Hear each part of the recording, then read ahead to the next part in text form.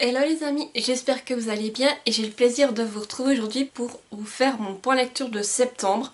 Alors cette fois je m'y prends vraiment tôt, le mois de septembre vient tout juste de se terminer.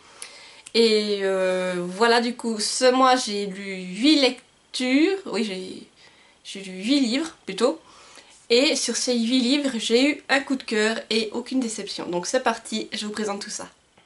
Donc on va directement commencer avec le coup de cœur. Donc il s'agit de Phobos, le tome hors série Origine, de Victor Dixon aux éditions Robert Laffont. Donc là en fait c'est un préquel, on va suivre l'histoire de nos 6 prétendants de Mars, découvrir en fait leur vie avant qu'ils s'embarquent pour partir sur Mars justement. Et en entre temps on va aussi voir les étapes du casting, comment est-ce ils se sont présentés à leurs auditions pour être sélectionnés. Voilà, donc c'est des petites nouvelles en fait que vous aurez sur chacun des 6 prétendants. Donc comme vous pouvez l'imaginer, c'est un coup de cœur, donc j'ai beaucoup aimé. Alors c'est vraiment 6 petites nouvelles, je dirais d'une quarantaine de pages, où c'est que voilà, vous suivez le quotidien de chacun des prétendants.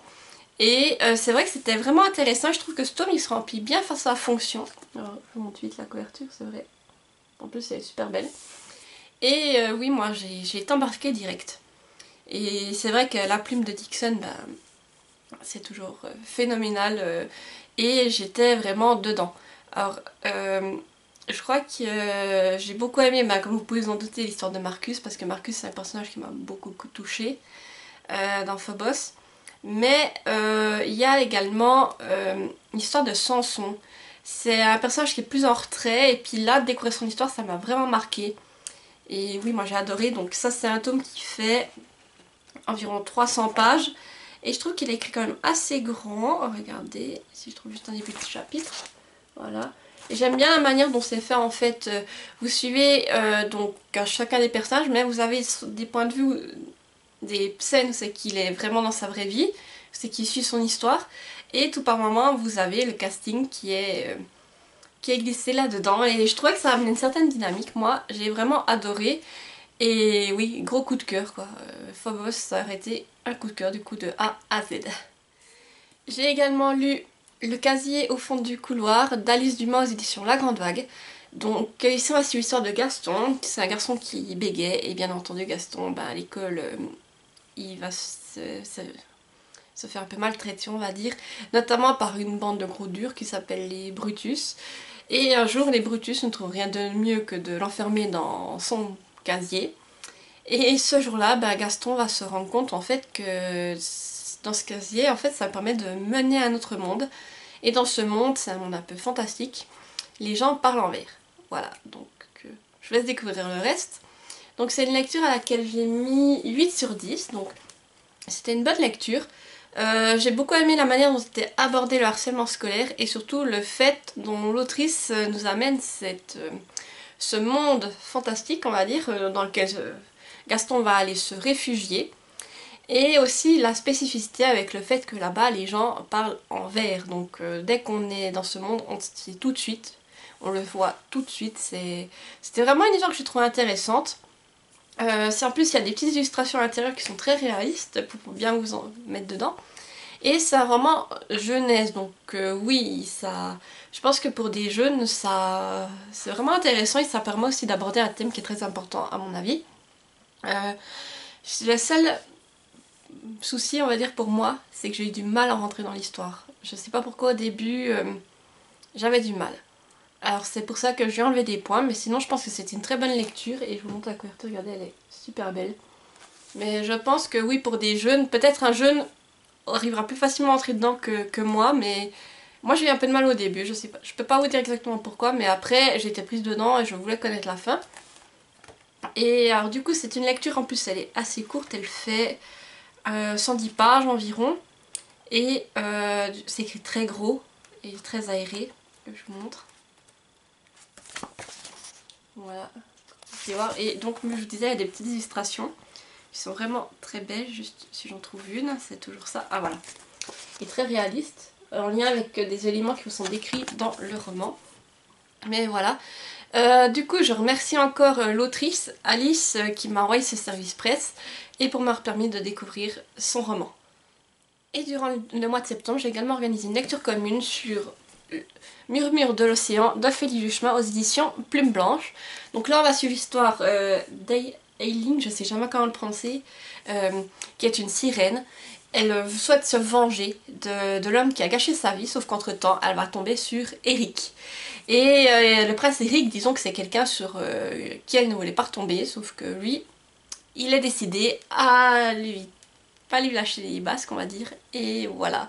Du coup, vous allez découvrir du coup ce qui va arriver à Aileen et est-ce qu'elle va réussir à assouvir sa vengeance envers les hommes. Et pourquoi Eric est obsédé par cette jeune sirène. Donc c'est une lecture à laquelle j'ai mis 7 sur 10. Donc déjà, comme vous pouvez le voir, c'est une réécriture de la petite sirène. En plus, il faut que je vous le montre, je vais que je la montre plusieurs fois, mais elle est dédicacée. Je l'avais achetée aux Imaginal à Épinal et elle était en avant-première. Donc voilà, moi ce que j'ai trouvé que c'était bien fait comme niveau réécriture de la petite sirène. C'est une réécriture, je dirais, très sombre. Le personnage d'Aileen et Eric, ils sont vraiment touchants, ils ont chacun un passé assez lourd, assez conséquent. Et ensuite on va les suivre, c'est une narration multiple, donc des fois on va suivre Aileen, des fois Eric, ou voir d'autres personnages. Et franchement ça permet de mieux les comprendre et de voir exactement ce qui leur est arrivé. La plume de l'autrice, eh bien, comment vous dire, moi j'ai tout de suite accroché, elle avait aussi écrit Rose éternelle, j'avais adoré sa plume. C'est une plume que je trouve qui est vraiment très belle, poétique je dirais, mais qui est aussi très détaillée, et ce que j'aime beaucoup. Et puis sinon, ce qui m'a un peu dérangée, je pense, dans ce roman, c'est que peut-être que je m'attendais à avoir plus de magie, et peut-être être plus sous l'océan, je sais pas, mais... je m'attendais pas à ça. Alors après c'est une histoire qui est prenante, il y a des rebondissements. Mais ce que j'ai reproché à ce livre aussi, c'est qu'il y a beaucoup de longueur quand même, j'ai trouvé. Il y a des fois je lisais des chapitres, les chapitres aussi sont assez longs et je me disais mais je vais jamais arriver au bout de ce chapitre. Mais voilà, alors c'est intéressant, mais je ressors quand même mitigée de cette lecture. Je sais pas comment m'expliquer. C'est comme je vous dis, je pense que je m'attendais peut-être à autre chose, à un truc, quelque chose de plus magique, je sais pas. Mais je peux pas dire que c'est une mauvaise lecture, c'est pour ça que j'ai mis 7 sur 10, mais pour moi c'est pas ma lecture préférée. Je pense que si je dois choisir entre celui-là et Rose éternelle, j'ai préféré Rose éternelle. Ah, et en parlant de Rose éternelle justement, comment vous dire, en fait je crois que ceci est un tome 2. Donc Rose éternelle est le premier et ceci est la suite, on va dire en guillemets. Parce que je pense que quelqu'un qui n'a pas lu Rose éternelle, même si des allusions sont faites à ce qui s'est passé dans certains éléments de Rose éternelle ou au personnage de Rose éternelle et qu'après on les retrouve aussi là-dedans, vous arrivez à vous en sortir. Mais si vous voulez vraiment comprendre tout ce qui se passe, je vous conseille d'abord de lire Rose éternelle et ensuite celui-ci. Et j'ai appris que apparemment il y aura encore un autre tome qui va sortir cette fois, ce sera une réécriture sur réponse. Voilà. Mais voilà, pour moi ça n'a pas été une mauvaise lecture, j'ai quand même bien aimé, je vous laisse connaître la fin. Mais voilà, ça l'a pas fait pour moi. C'est aussi un livre qui est assez grand, hein, je peux vous dire, il fait 572 pages en tout. Et niveau écriture, je trouve, alors l'écriture c'est très petit, très serré. Donc c'est aussi peut-être pour ça que j'ai l'impression que j'allais jamais arriver au bout. Mais par contre la mise en page est super belle, regardez les entêtes de chapitres, comme c'est fait. Et puis chaque fois vous avez ici un petit coquillage, c'est super beau. Voilà, donc si vous avez envie de vous lancer dans une réécriture de la petite sirène, vous pouvez l'essayer. Je pense que peut-être moi ça n'est pas celle qui l'a le plus fait, mais ça pourra plaire à d'autres personnes. Et comme je vous dis, malgré tout, avec la plume de l'autrice, je me suis régalée. J'ai aussi lu du coup La Guerre des Clans, leur série, la vision de Vol du Papillon d'Era Hunter aux éditions Pocket Jeunesse. Donc ici on va suivre Vol du Papillon, donc qui est une jeune chatte qui est assez tête en l'air, sauf qu'un jour son étourderie risque de provoquer un accident. Alors suite à cela elle va décider de quitter son clan et pendant son périple elle va apprendre qu'en fait elle a un destin qui fait que elle est obligée de retourner chez elle parce que son destin va peut-être lui permettre de sauver tous les clans et son destin est incroyable. Voilà. Du coup là c'est une lecture à laquelle j'ai mis 7 sur 10, alors je m'explique. Donc là en fait, on va commencer par le début. C'est une lecture que je vous recommande de lire après le cycle 5. Pas tout simplement parce que c'est la suite, on va dire, hein, du cycle 5. L'histoire repart où le cycle 5 s'est terminé. Donc moi je venais de terminer ce cycle. Alors, au départ, je vous avoue, je ne savais pas qui c'était Vol du Papillon. Je me suis dit mais qui c'est? Et au fur et à mesure de ma lecture du cycle 5, je me suis dit ah, celui-là, faudra le caser là. Donc si vous voulez vraiment comprendre quelque chose à l'histoire, lisez-le à ce moment-là, c'est le moment le plus propice. C'est une histoire, bah, comme d'habitude, beaucoup de rebondissements, c'est vraiment palpitant, vous avez envie de savoir la suite. Et surtout que là, on va dire Vol du Papillon, c'est un chat, je trouve que c'est intéressant parce qu'on va voir son évolution. Alors d'abord, on va voir la jeune chatte qui est toute, comment dire, tout le temps tête en l'air, jusqu'à on va voir son évolution au niveau de sa maturité. Et ça, je trouve vraiment intéressant parce que c'est vrai que dans d'autres livres, on ne voit pas vraiment de la saga. Et aussi, ce que j'ai beaucoup aimé, c'est qu'ici, en fait, ce qu'on recherche, le cycle 5 montre la création des clans. Et là, on va venir sur deux des autres événements très importants des clans. Je ne vais pas vous dire lesquels pour pas vous spoiler, mais c'est des choses que vous avez vues et revues dans les autres cycles. Et là, on va vous expliquer leurs origines. Donc ça, c'était vraiment quelque chose que j'ai trouvé intéressant également. Et la fin, alors franchement, la fin, ça est très émouvante. Et surtout, je pensais pas que ça allait se terminer comme ça. Alors j'étais vraiment étonnée. Sinon, au niveau des bémols, eh bien, il y a beaucoup d'éléments que j'ai pas anticipés. Voilà, c'est une lecture jeunesse, alors j'ai facilement pu anticiper des gros éléments et voilà, ça m'a un peu sorti de ma lecture, on va dire, c'était dommage. Et surtout, ce que j'y reproche à ce livre, c'est que, comme je sais pas pourquoi, les hors-série de la guerre des clans, ils sont truffés de fautes d'orthographe ou de fautes de nom. Donc c'est-à-dire que tout d'un coup, vous lisez un truc, on vous met un nom, et vous vous dites mais c'est pas logique, et puis vous relisez, et vous vous dites ouais mais ils se sont trompés, c'est pas ce nom-là, ou bien le personnage là en question il porte un autre nom maintenant.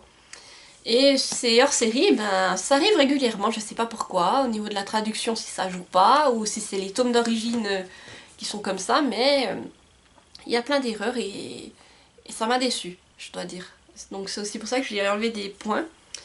Voilà, donc moi je vous le recommande, comme je vous ai dit, si vous avez aimé le cycle 5, parce que c'est un cycle qui est un peu à part, je sais que certaines personnes l'ont apprécié, d'autres n'aiment pas du tout, mais si vous avez aimé le cycle 5, vous pouvez vous lancer dans cette hors-série, je pense qu'il vous plaira également.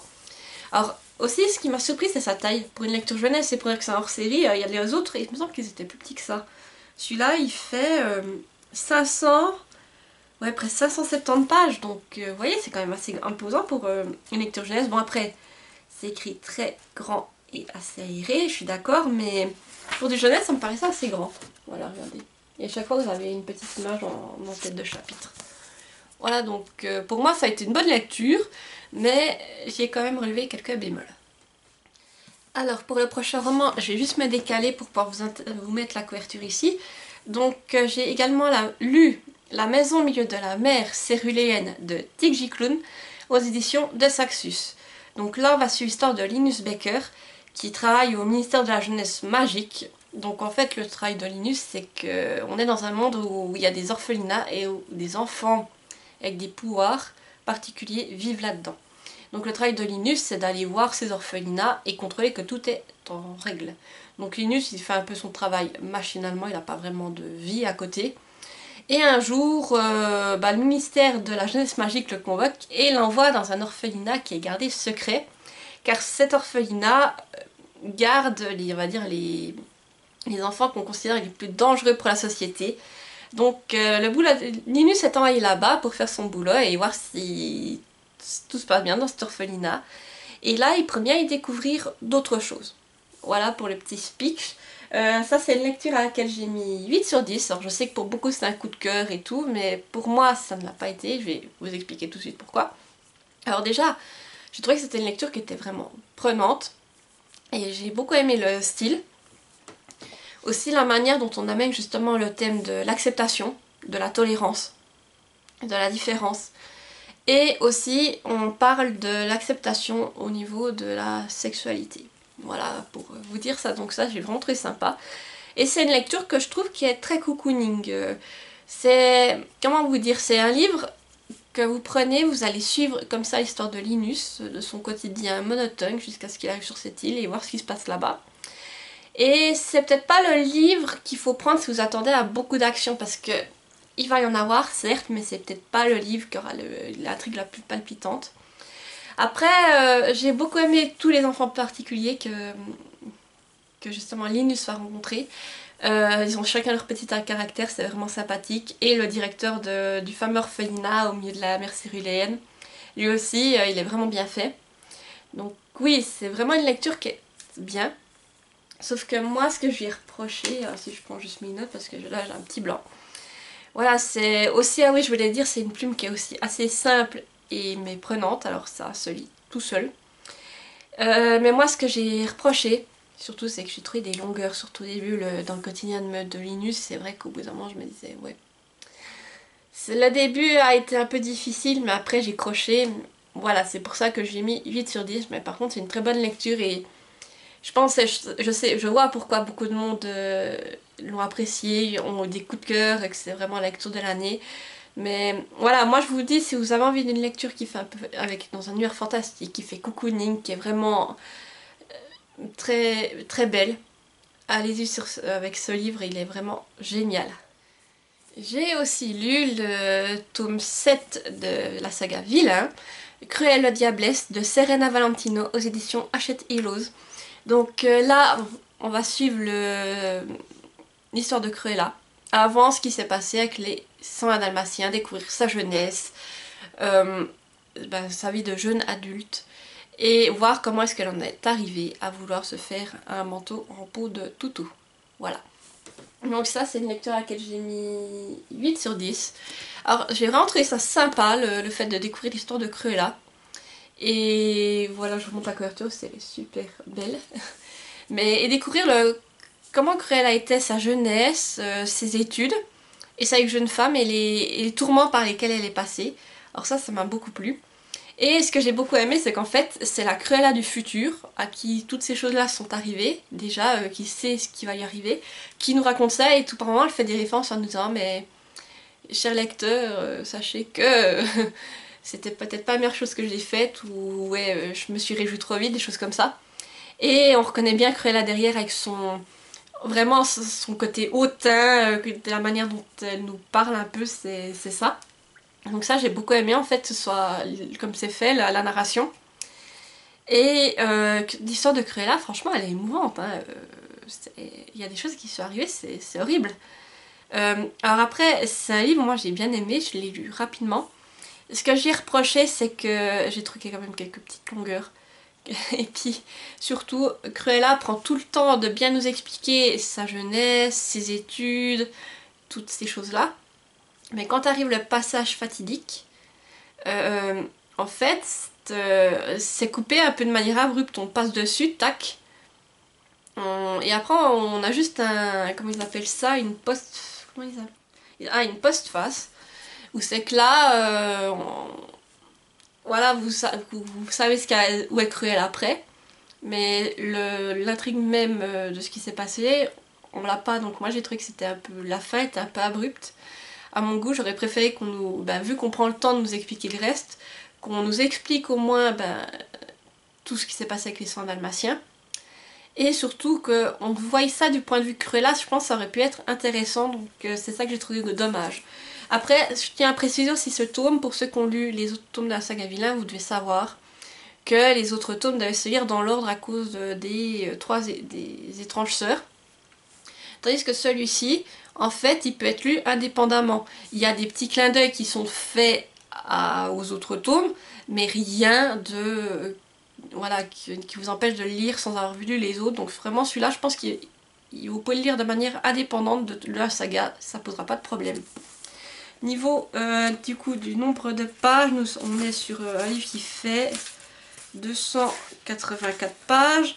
Et je trouve que ça va, l'écriture est assez grande. Et puis il y a quand même, c'est assez aéré. Si je trouve juste un début de chapitre, c'est toujours ça le souci. Voilà. Mais voilà, comme je vous dis, si vous avez envie de connaître l'histoire de Cruella, je pense que ça vous plaira. Et j'ai également lu le tome 14 de Détective Conan de Gosho Aoyama aux éditions Kana. Donc là on va retrouver notre petit détective, bien entendu, pour des enquêtes. Du coup, la première enquête va plutôt être dédiée au meurtre d'un magicien, donc ça va être plus en lien avec de la magie. La seconde, c'est en fait un héritage, où c'est Conan va se retrouver mêlé là au milieu, une histoire d'héritage. Et il va y avoir des tentatives de meurtre jusqu'à ce que justement comment on appelle ça, le testament soit dévoilé. Et la dernière partie, alors là c'est un huis clos au ski, on va dire. Conan se retrouve avec Crâne dans un chalet et puis il va y avoir un meurtre, hein, vous en doutez. Voilà. Du coup là j'ai mis la note de 9 sur 10, alors franchement j'ai trouvé les enquêtes sympathiques. La première était assez rapide avec la magie, mais j'ai bien aimé cette notion avec la magie. La deuxième avec l'héritage, alors franchement, ce que j'ai bien aimé, c'est qu'il y a d'autres personnages qu'on a déjà vus dans la saga qui reviennent et qui vont aider Conan à résoudre son enquête, et ça m'a beaucoup plu, d'avoir d'autres têtes. Et la troisième partie, avec le chalet, bah moi déjà ça m'a déjà donné des frissons, déjà la neige, tout ça, et puis ce meurtre qui se passe. Et le truc c'est que l'auteur voulait le mangaka plutôt voulait sur un gros cliffhanger. Parce que il coupe en fait la troisième enquête là au milieu et vous aurez seulement la suite dans le tome 15. Donc j'ai hâte de lire le tome 15 pour savoir ce qui va se passer. Parce que j'étais vraiment hypée par cette enquête. Et à côté, Ran commence aussi à avoir des doutes sur l'identité de Conan et à soupçonner quelque chose. Donc voilà, ça aussi c'est une partie qui m'a beaucoup plu. Alors comme d'habitude, les dessins sont vraiment sont réalistes, hein, comme je vous ai toujours dit. Si je trouve juste, voilà. Là, les dessins sont vraiment réalistes, je trouve, et ça vous plonge dans le récit. Et bien entendu, comme d'habitude, je n'ai jamais trouvé le bon meurtrier ou le bon coupable. Voilà, donc ça, je peux toujours laisser au mangaka, il arrive toujours à me surprendre. Et ma dernière lecture du mois de septembre, ça aurait été un autre service presse. Il s'agit du Talisman des âmes d'Anthony Lamacchia. Donc c'est un livre en auto-édition. Donc là on va suivre le chevalier Fly j'ai un doute. Le chevalier Fly Ashenda, ouais j'avais juste, qui en fait la princesse Hélène a été tuée. On ne sait pas qui c'est, qui est le meurtrier. Et ce chevalier va avoir la bonne idée de se dire, ben on va la ramener à la vie. Alors il va aller chercher l'âme de la princesse dans le puits des âmes pour la ramener à la vie et essayer de voir qui l'a tuée, parce que là apparemment on a accusé quelqu'un qui est innocent. Et du coup il voudrait le libérer et découvrir qu'il est le vrai meurtrier. Mais en se rendant au puits des âmes, ce cher chevalier va également revenir avec d'autres âmes, dont une qui est assez bavarde, on va dire. Voilà. Et là on va suivre du coup les aventures de ce cher chevalier et voir tout ce qui va y arriver dans son enquête pour découvrir qui est le meurtrier de la princesse Hélène. Alors c'est un livre auquel j'ai mis 8 sur 10. Alors franchement j'ai trouvé l'univers super, on est sur de la dark fantasy médiévale. Alors ça m'a beaucoup plu cet univers, faut dire que au départ je me suis dit j'ai jamais lu vraiment de fantasy médiévale, alors je me suis dit soit ça passe soit ça casse, et là c'est vraiment bien passé. J'ai trouvé que l'auteur, à peine on commence l'histoire, en fait il nous lance là-dedans, et puis moi ça l'a fait, j'ai beaucoup aimé, et surtout on a des créatures fantastiques, tout ça, ça m'a beaucoup plu. L'histoire, elle est prenante, il y a de bons rebondissements, franchement, que j'avais pas vu venir. Et le dénouement final, franchement, il est surtout captivant et inattendu. Alors là, celui-là, je l'avais pas vu venir du tout. Et voilà, c'est une histoire, j'ai beaucoup aimé la plume de l'auteur aussi. Je trouve qu'elle est bien détaillée, mais elle reste dans la simplicité. Vous enchaînez les chapitres, vous avez envie de savoir ce qui va se passer. Et oui, ce que j'ai beaucoup aimé, voilà, vous avez des créatures fantastiques, voilà, que vous retrouviez durant le temps médiéval, et ça m'a beaucoup plu. Après je lui ai retiré des points parce que disons qu'au début j'ai eu du mal à retenir les noms des personnages, et certains ils ont quand même des noms qui voilà, ça j'avais du mal.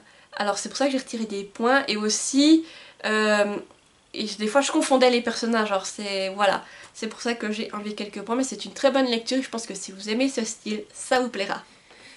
Voilà, j'arrive au bout de ce point lecture, j'espère qu'il vous aura plu. N'hésitez pas à me dire en commentaire ce que vous avez lu durant ce mois de septembre. Dites-moi aussi si vous avez lu un de ces livres, s'il vous a plu. Et sinon, si vous êtes trop timide pour laisser un commentaire, eh bien mettez-moi la pile de livres. Voilà, vu que là, je vous ai présenté quand même pas mal de lectures. Sinon, moi je vous dis à tout bientôt pour une nouvelle vidéo. Portez-vous bien. Bye bye!